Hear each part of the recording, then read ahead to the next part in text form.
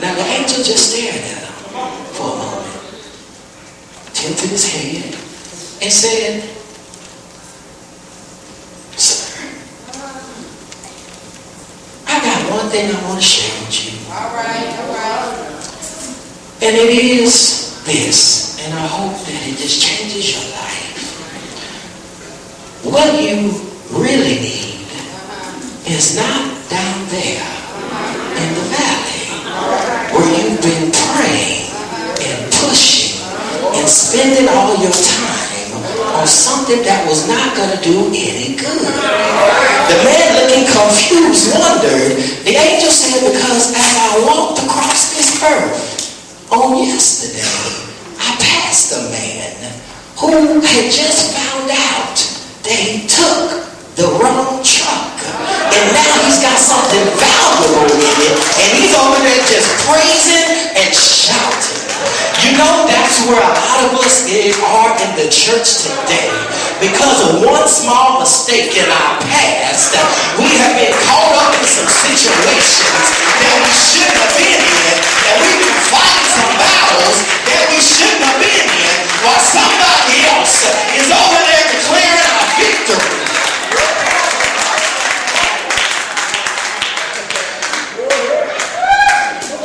Have you ever been there?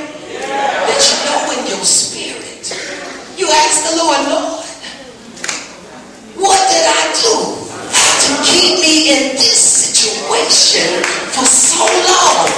It just doesn't add up to me. In my spirit, I feel free, I feel blessed, and I feel highly favored. But I keep looking out on my life and looking at my finances, and it just don't add up." Day after day, it's just another day of disappointment after disappointment. It is at this point, as we look at the text found in John chapter 5, that we find a man who has been in a valley of desperation and hard times for at least 38 years. This particular man, this peculiar man, has been discovered lying around the community pool as if he was just chilling with some rather interesting company. You see, in verse 3 of the King James, the text lets us know that in these lay a great multitude of impotent folk, of blind and withered. Now, correct me if I'm wrong, but isn't it already hard enough just trying to be alone by myself when I'm trying to go through something? But now I've got to go through what I'm going through with some people who have some very visible issues, and for whatever reason, not a lot of public collaboration. I mean, whatever happened to the notion that an oppressed people could come together and rise up out of slavery, rise up out of apartheid, rise up out of unequal rights? You see, my brothers and sisters, it is at this point in the text that we discover how extreme determination cohabitates with stagnant desires. Yeah. Extreme determination cohabitates with some stagnant desires. You see, stagnant is defined as something that is not advancing or developing. This passage exposes an issue that has been deeply rooted in the human condition, which means that there is something among all of us that is not really a learned behavior, but more of a natural inclination. What do you mean, preacher? I mean, if I could be honest, that, Reverend, there's some things about me that I do, and I can't even remember where it started. I just noticed it one day. It's like no one ever taught me how to lie. It just sort of happened. It's like no one ever taught me how to be lazy. It just sort of happened one day. It's like no one ever taught me how to be unfaithful. It just sort of happened one day. It just sort of happened. And when I think about it, Reverend, for as long as I can remember, it's been an unexplainable part of me. I'm just saying, preacher, that it's complicated. Is there anyone here today that the best way you can describe your situation is it's complicated? We go on Facebook and we look at your relationship status, and it's complicated. Your name doesn't tell us if you're male or female, so when we check the status of your sex, it's complicated.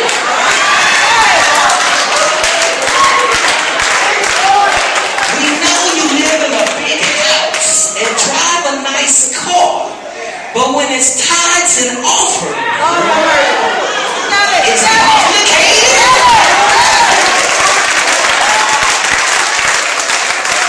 Now let me quickly share with you what the Spirit has shared with me, because I too have a complicated situation.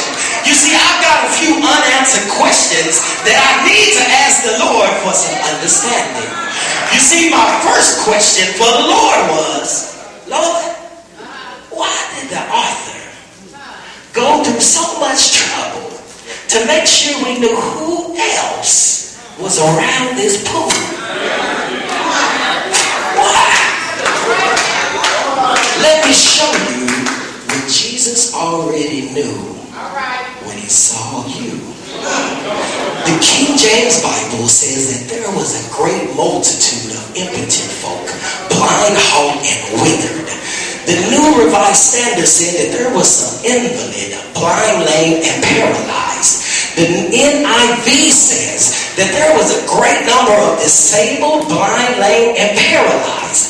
So the theological question, Brother Mully, today is, why is any of that important for us today?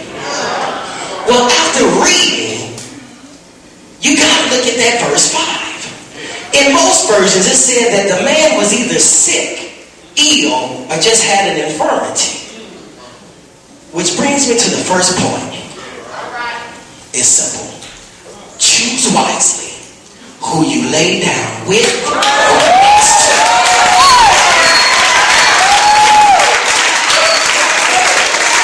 Choose wisely who you lay down with or next to.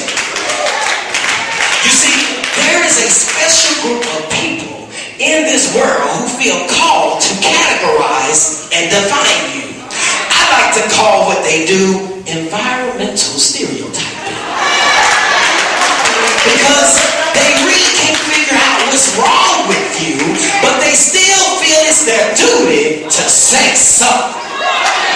The text never comes out and says what's wrong with my brother, but because of the crew he hangs out with, he has to have a past. He's gotta be sick. He's gotta be infirm. He just gotta be, because you know what? Birds of a feather flock together. So now, Lottie-Dottie and everybody has come to the conclusion that you got it too. So be careful who you lay down with or next to, because you just might get diagnosed with having the same thing that everybody else knows they got.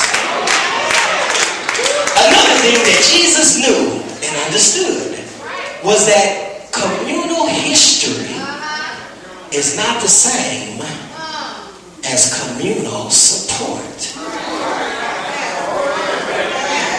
Communal history is not the same thing as communal support. You see, communal means a shared by the members of the community. Have you ever heard, don't get it twisted? Just because I've allowed you to hang out with me all these years doesn't mean that I'm required to help you reach your goals. Just because I've allowed you to lie down next to me all these